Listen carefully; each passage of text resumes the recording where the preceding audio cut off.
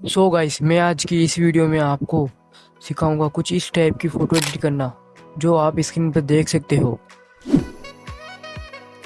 अगर आपको भी इस तरह की फ़ोटो एडिट करना है तो यह वीडियो लास्ट तक देखते रहना और इस वीडियो को लाइक करना मत भूलना और हाँ, चैनल को ज़रूर सब्सक्राइब कर देना।